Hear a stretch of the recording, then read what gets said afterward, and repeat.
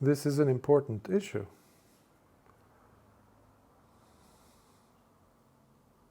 The fact that it has been normalized, this new trend, the trend of playing video games. This is not very new either, because I remember in the 80s when I was a teenager, that's when we had Atari games, the station Atari with its, almost like a T and symbol. I remember, I think it was called Tetris, or I forgot, but basically it's almost like two tennis. There was just a dot that goes left to right, and you had to manage this bar, which represents one of the players, to move it up vertically or down, to fend off, to hit back that dot that either the system was playing against you or somebody else. So it was very engaging. It gives you a sense of, well, competitiveness, of course, the illusion that you're in control, and that you're doing something with your time. Until eventually you beat the game, you go through the levels, and then you feel good about yourself for a while until they make a new version of it or a new game comes out. The hidden drive to experience gratification is, and always has been, manipulated not just by your mind, but those individuals who make a living off of that futile effort, that never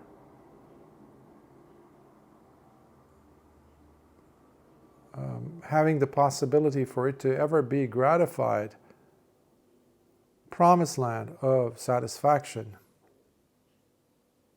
promising you that again and again and again. This is something the mind does and has been doing. So psychologists have been working day and night in different arenas, different enterprises, for a long time.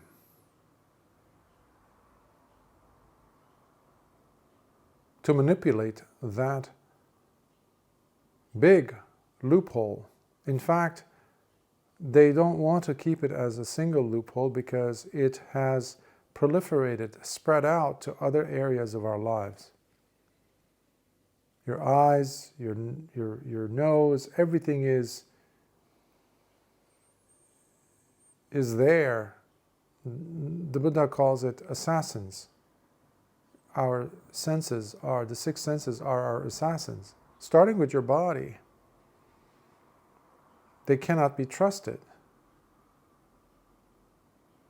They cannot be trusted. So long as the individual is not functioning with wisdom, with discernment, with understanding, which all these enterprises are working to undermine and in fact destroy. One of the most sneakiest, most vile, evil way of causing harm is to do it, but taking your time with it. When you want to corrupt society's health, you start with something like the food pyramid, and you start including ingredients that are on the surface even enhancing the flavor of the food. And then you have commercials, you have people who advocate for it. You pay some people to write some scientific so-called papers, completely playing around with the data to serve, obviously, the outcome that was intended from the get-go. And now you have people advocating for it in the mass media and commercials, and it's sold. And now it's very difficult for anybody to come and change the narrative of the public, especially if it tastes good. So it's not just psychologists, but chemists have been working day and night to come up with things that taste good, look good. And that's it. So just the entry point is important. What happens to you after your consumption is none of their concern, because you have taken it, bought it, and you want some more. But the damage that's accruing, sometimes it might take decades. And then you wonder, why does this person have these symptoms? Why are there these physical symptoms, psychological, emotional, mental? What are these? Why are there all of a sudden cases incredible, like exponentially increased rates of kids with autism?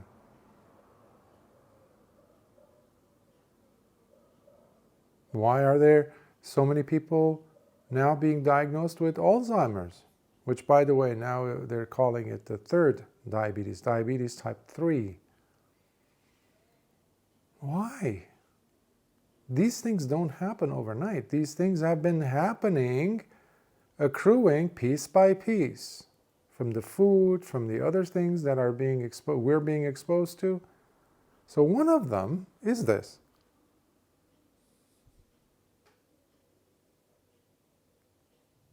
No intelligent person goes on playing video games. Let me just say that. No intelligent person working to become wiser and wiser every day, a healthy, important role-playing, having a significant, important role in society type of a person, intelligent person, goes on playing video games.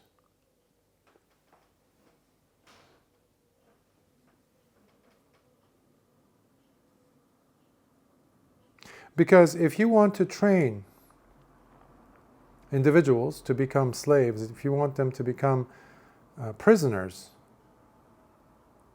and not rebel, not want to leave, you do your best to make it pleasurable. You make it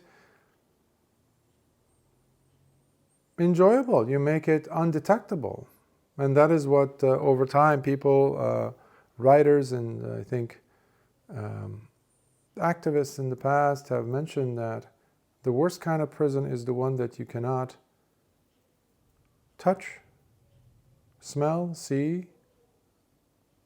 How could you want to even get out of such a prison when everybody around you is saying, this is the greatest mansion ever, this is the greatest resort ever, are you kidding me? We are staying here in our house, in a nice console, in a nice, we just ordered this beautiful chair for the video game. This is, we have a headpiece, we have the mouthpiece, we have interactions, we have special monitors.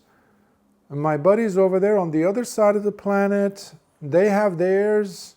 And when we join together, we're playing a video game. It's like, wow, it's so alive. And then we can order food. We don't have to leave our room. We don't have to have a life. We can order Uber Eats. We can order, I don't know, whatever part of the world. If you're in Asia, Malaysia, Indonesia, you probably order Grab or some other place. There's a different app. They bring you food. So food is taken care of. Amazon is there, or the equivalent of it, depending on where you are in the world.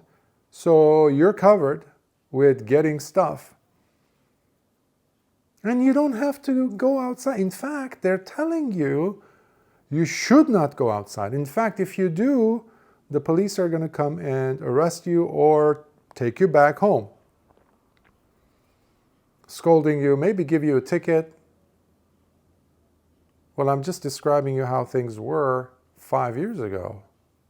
If you've not been living under a rock, this is the state of humanity.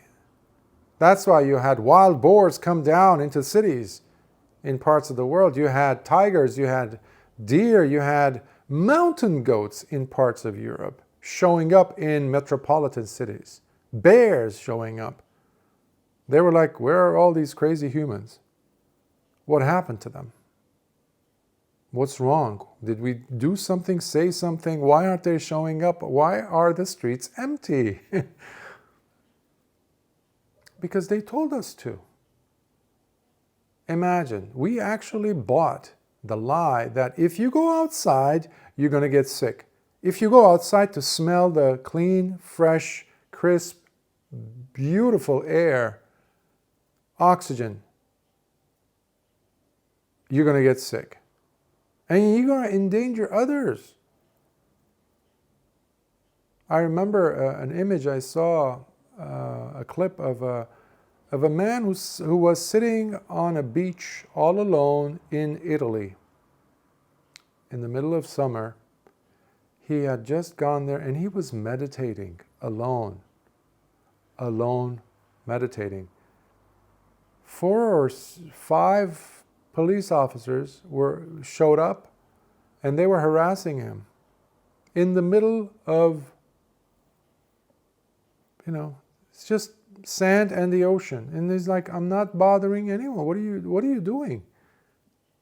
You're taking away my rights as a citizen, as a human being. But you had people who were rooting for the police to say, yeah, he doesn't have the right to be there.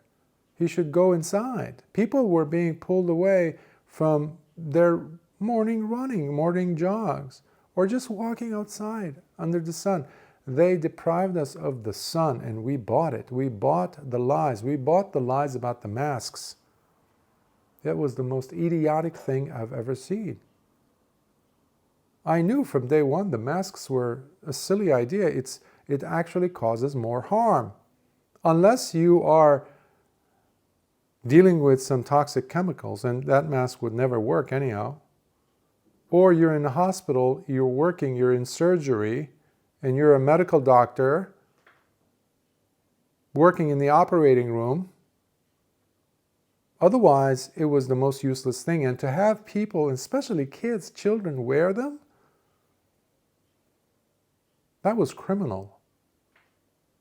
Especially with those characters who would say, yeah, wear on the masks, and then 5 weeks later they would say, yeah, it doesn't work. They made videos, animation videos of, you have to have 6 feet because apparently the bacteria will, when somebody sneezes, so visuals will sell. Always. And they will have some clowns calling themselves scientists, well-paid clowns, who will come up and say, yeah. And then 5-10 years later, they say, yeah, it was a mistake. There were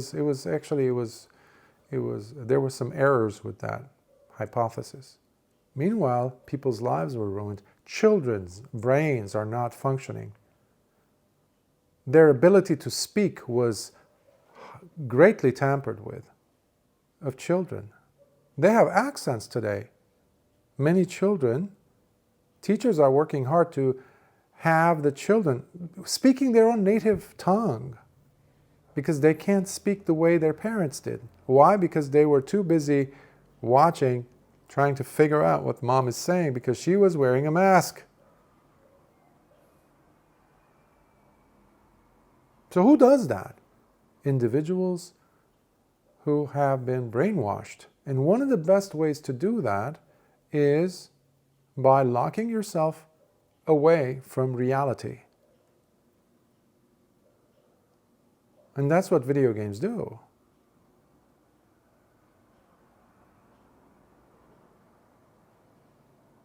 I feel compelled to address these issues, and in doing so, sometimes I have to discuss things that are happening in the world that people don't want to discuss, let alone Buddhist monks. But what many people fail to consider is the Buddha himself is our example as to what we are supposed to do when we teach, when we address people's concerns. Lord Buddha addressed economics, issues on accounting, issues on human relations, specifically even at times on couples' relationships, how to handle finances inside the house. Lord Buddha, even at some point, he talks about to a husband of a wife and having children, having servants in the household. He says a portion of his money has to go on buying jewelry for his wife to please her, to buy her nice things. The Buddha says this, in the suttas, in the discourses. Many people are like, oh, no. No, it's a fact. So, if Lord Buddha spoke about something so trivial, so superficial, but yet very important for that husband, for that family to feel united and have harmony in it, do you think the Buddha would not have addressed World Economic Forum and their policies? And the devious evil plans that they've been doing in reducing the population of the planet, which they openly say, which many Buddhist organizations and Buddhist leaders have taken part in, not just Buddhists, going on their conferences in Davos? Yes. We don't talk about these things. I met some of these elder Buddhist monks who would speak with so much affection about what they're accomplishing in Davos. And I was like, have you read the manual, what they're talking about, what they're really doing, what their real objectives are? They say it. One of them is treating us as no more than robots, machines. That's what their so-called designated philosopher, in-house philosopher, Harari, I think that's his name, character, the Israeli born character who's a self-proclaimed modern day Socrates of World Economic Forum, saying that human beings are programmable. They're nothing. You just give them, he says this. I've seen it. I've listened to it just to validate it. That human beings, so long as you give them video games, drugs, things to do with their, sexual interests, you give them enough food, you can make them do anything. And that's what people did. But intelligent people don't do this. Intelligent people are the ones who get up and stand up and resist. Say, I don't buy this anymore. I don't buy all this lie that you keep feeding me on a minute-by-minute basis. Every 5 seconds there's a major world-shattering discovery being made, or a war starting, or the menacing threats of another war happening. What is being done, however, is people and their sense of stability is always under threat, are always under threat. We don't have security because they want us not to have security, sense of safety. That's why majority of the planet today are on some type of a drug. And one of the biggest drugs, one of the most pervasive drug is this: video games. You don't have to have a console. You don't have to have a machine. You don't have to have in those days they used to call them joysticks or stations, or nowadays they even, your phone has video games. You're in the bus, people are playing video games. You're at the bus stop, you're at the airport, you're on the plane.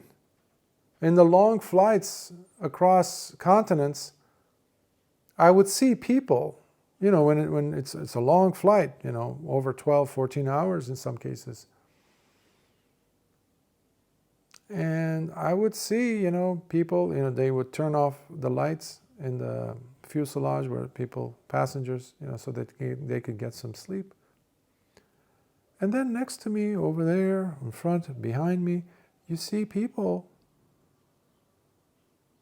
playing video games. Not just on their phone, but on the screen. Entertainment. And I'm sad to say these are not teenagers. Many of them are past their middle age. And they're not only men, women, females. What is wrong with you? No intelligent person goes on playing video games.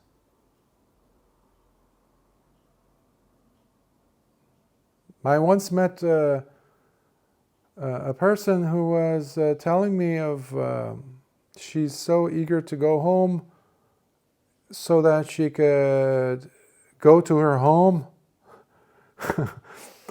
so that she could go and start her job. And I was totally clueless. It was like, but I said, wait a minute, what? You go home to go home? Did I miss, No, that's, you heard me right. I said, could you, what is that? What's happening there? She's like, no, it's a digital world. And I said, what do you mean? Oh, you're an old timer, you don't understand. Basically, there's a community I'm a member of. This is her telling me. And I said, okay. I have to pay a membership. And I have to pay a monthly fee. And if I want some perks, I have to pay more. Pay more to do what? Pay more so that I can get digital money. So you pay actual money to buy digital money so that you can use that to pay rent for your digital house inside this digital world. Yeah, now you're getting it. I'm like, but you don't even have a job. Real world, in your body right now as we're speaking. We're not in the digital world. You don't get it. It's so much fun. It's so much fun. That was the theme.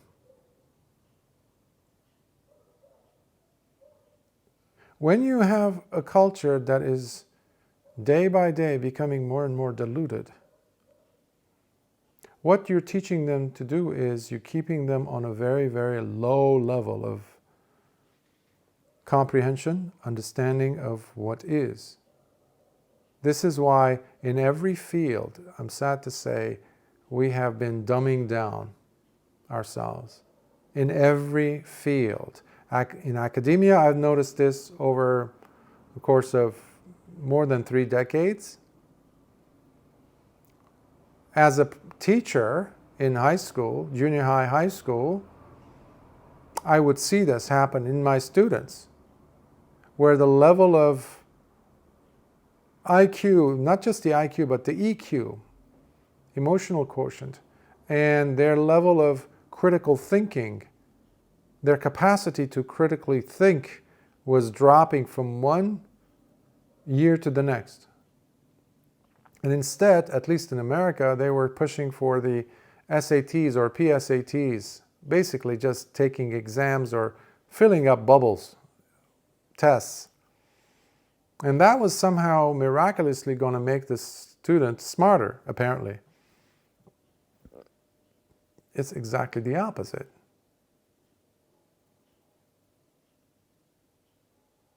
And the same thing was happening, as I mentioned, in academia and in the professional world. People today don't know how to use their hands to build things, They don't know how to use their hands to build things. If something breaks down, it's far easier for them to get a new one. Hello, Amazon, could you send me this new one of this, newer version of this? I'm not oversimplifying it, I think. We rely on others. We rely on, but our ancestors did not. That's what made previous generations of humans more intelligent than we are today. That's why we can tolerate insanity coming out of the mouths of our leaders. That's why we can today tolerate inhumanity, non-virtuous behavior in the conduct of our leaders, be they religious or secular, political.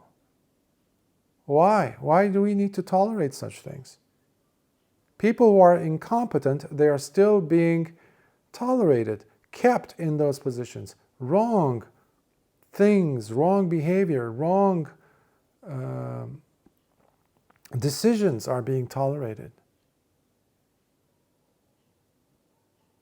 Who does that? Who tolerates that? Somebody who has become desensitized. One of the best ways to do that is to pull a person out of reality and to place them into what they call virtual reality, artificial reality. Well, no wonder they keep pushing for artificial intelligence, which is an oxymoron. It doesn't work.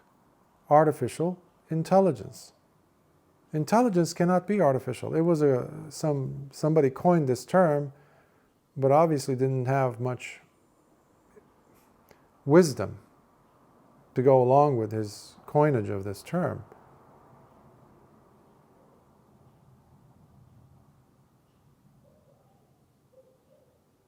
We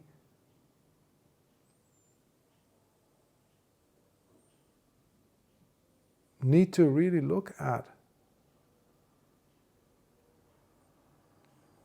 our part in agreeing to things that make us less than human. A human is not designed to sit and sit and sit while wasting his time, her time, doing something that his family, her family, I now have to use both genders. When I was younger, I would say, well, at least only boys are doing this video game playing thing. I had friends, used to be arcades in the 70s. My cousins used to go, and my dad had forbidden us from entering. A few times I had to go and call my cousin out. So I didn't, and it was just like really smoky, and this men were there, but all male. I didn't see one single woman, a female in that area. So the stereotypical image was only boys would play video games. But now, unfortunately, females are not immune to that insanity. Adult women, professionals, what's wrong with you? You have a life. You have people in your life. Pick up the phone, call your sister. Pick up the phone, call somebody, a friend. Go out, spend some time sitting and interacting with one another. Because there's this drive to normalize the COVID insanity. It's still there. It's still lingering. Because if you speak to people closely and you look at their interactions with one another, there are some glitches there that weren't there. People are looking at each other with some distrust. And they become very, very comfortable when they're alone, away from the unknown type of, and that's not healthy. We grow through interactions. But there's such a big economy behind it. relationships are being ruined, families are being ruined, children's lives are being ruined, therefore future generations of humans are being ruined. For the promotion of what? You have to, if you're getting rid of the public, the workforce, the intelligent minds of society, then there's something else going on. Who are you going to use to fill up those gaps, those workers, those talented hands? Robots.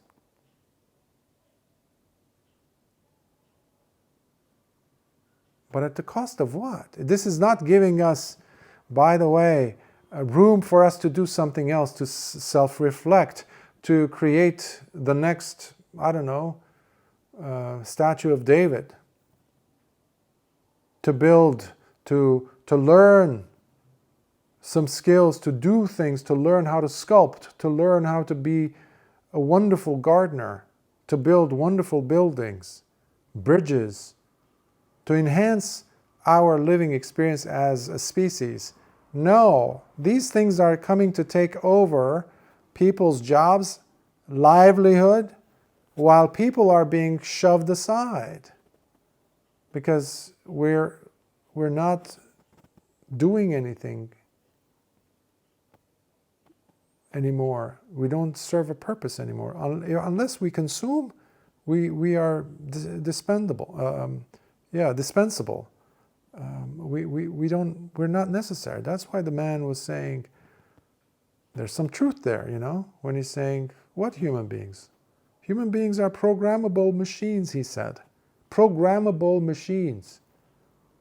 A human being is saying this, and by the way, he also claims to be a Vipassana practitioner.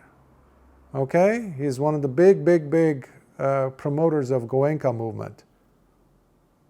So much money he's been sending to around the world to promote that Goenka movement, the cult.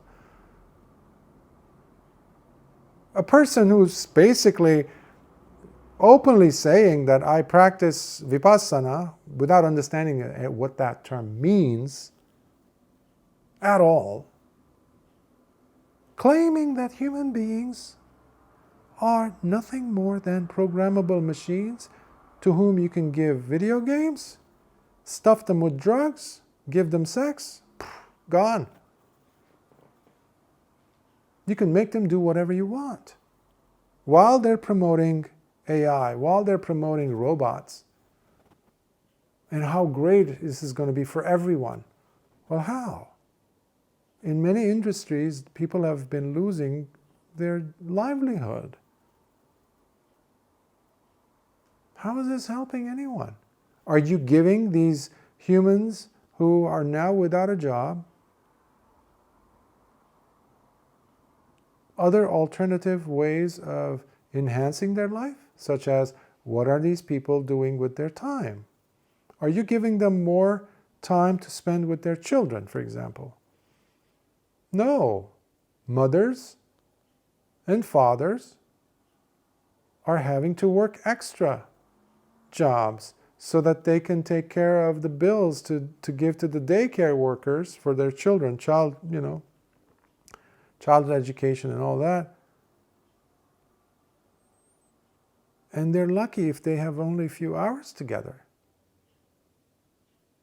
Or they're able to pay rent, their mortgage. So humanity, this great class, which the middle class has disappeared,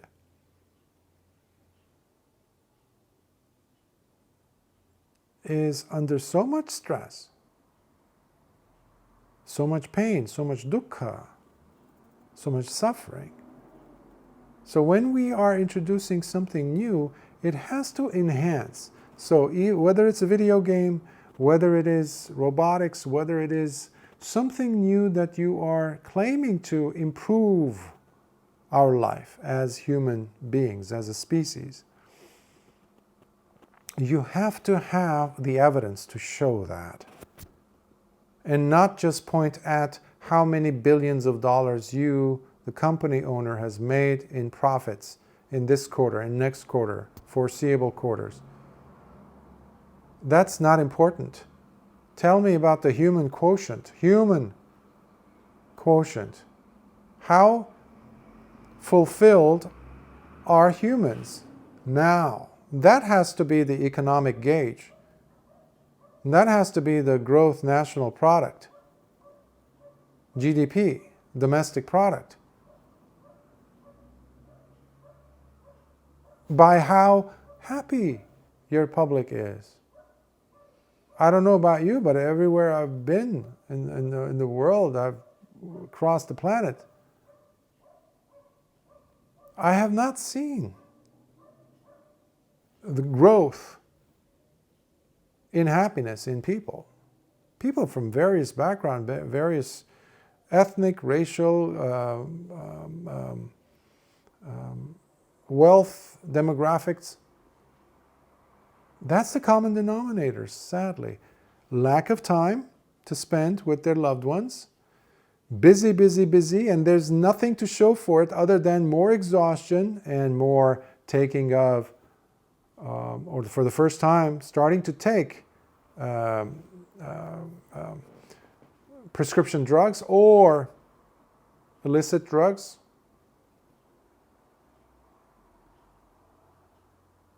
Less time with their loved ones, with themselves. So it's no longer physical health crisis, it's emotional, mental, social crisis.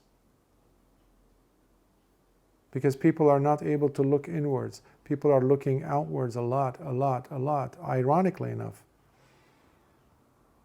When you're distracted, you won't look at your body. You won't look at what's happening to your mind. You won't look at what's happening to your relationships. Unfortunately, many people are, if they look at their relationships, that comes first compared to them looking at their mind, to their emotions, to their bodies. It's very strange, but I would see this even as a lay clinician when I was working in LA as a psychotherapist. I would see this, where it would take so much of me to explain to a person, to show a person that the problem stemmed from within themselves, and it blows up in the form of a relationship, within the field of relationship, when they're interacting with others, their partner, their family members, instead of the family member being the problem itself. It's just the sounding board. It's just the thing that it made contact. But where did it originate? It's within themselves. The unhappiness that stems from within by them not looking, by the person not paying enough attention to themselves. And when you're playing video game, it is leakage. You do not have time for yourself. Now again, this is not specifically only for video game. Anything that steals your valuable time away from you. It could be you looking at your phone, looking at Facebook, it's the same, because it's, firing up your dopamine. What in modern parlance has become, unfortunately, normal dopamine addiction. This is not just a word, this is a fact. We become jittery, we become very anxious, and when we are not anxious, we are thinking there's something wrong. This is unprecedented in human history. This was not happening at the time of the Buddha. Why? Why are people so struggling to even sit, to even taste a little bit of tranquility these days? Because there's so much on your plate. There's so much else going on. But it's not reducing speed. It is accelerating exponentially. So, to be intelligent is to turn off the console. To be intelligent is to look in the mirror. To be intelligent means to check your pulse, to see if you're alive. To be intelligent is to call your loved one or look into their eyes and say, am I enough for you? To look at the other person and see and ask yourself if the other person is important to you. And if that person is really significant, they must be important to you, I would think. They must bring something wonderful to your life. But are you there to receive it? Or are you sitting there on your... And no, even if that person is sitting next to you, is playing a video game, that does not make it a relationship. That's a loser relationship.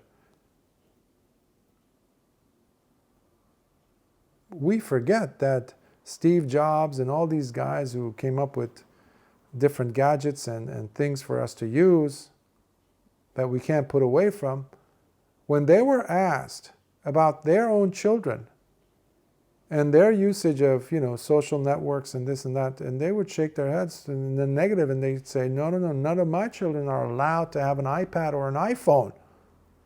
What? But you're the one who's creating this. You're the one who's shoving it in front of us. Like, yeah, but they're not allowed until a certain age.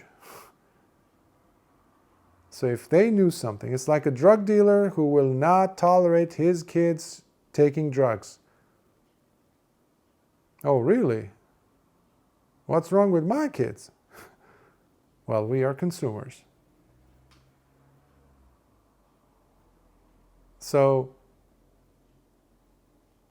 it's time for us to reclaim our intelligence. But it takes work. It takes work, which playing of a video game, because it's all empty promises, but it's a promise, and that's all we need. We don't look for the empty part of the promise. We're just like, yeah, it keeps us in that position of the donkey who's running after the carrot on a stick. We want it to stop. That is the problem. We don't look at that. We look at the desire and we think that the desire is the thing that's going to appease us. That's not how it works. It's the running after the thing. It's that desire, the fire that we want to put an end to. That's the real seeking of satisfaction and gratification. Not the thing itself. Because the world is going to keep on giving you many things. One version after the other, one version after the other. And you go ahead and pay those hundreds and hundreds and hundreds of dollars for the fulfillment of that empty desire, empty promise. But it's the impetus, the drive that keeps us running on this hamster wheel. That is what we want to put a stop to. Not the object. The problem is not the video game. The problem is what is stopping you from turning it off. What is driving you to turn it on and to really spend 4, 5, 6, 7, 17 hours in front of that. And even avoiding going to the bathroom for. What is the thing to do with that? To push you to do that? That's keeping you from living an intelligent life and keeping you in a state where you are wasting your life. This precious, precious human life. We are definitely not programmable machines.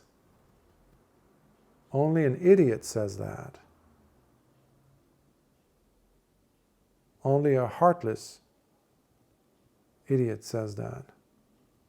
We are more than that. Much more than that. But that is to be discovered individually. Humanity. No laboratory is going to be able to build a human. They cannot even create a single leaf. They can't. They can do things to it, genetically modify it, like the ruining of our food. We don't even ask what's inside our food. How many E this, D that, D color this. They don't even use terms now to actually give us the scientific name for that ingredient. Those preservatives or whatever, the colors, this, that, they've even desensitized us by putting initials and numbers, E202, for example. Good luck, go figure it out. You have to go online to check what is this inside my food that I think is this. There's a little bit of what you think it should be, 100%, and a whole bunch of other stuff. So we're poisoned. We're being poisoned on a daily basis in every facet.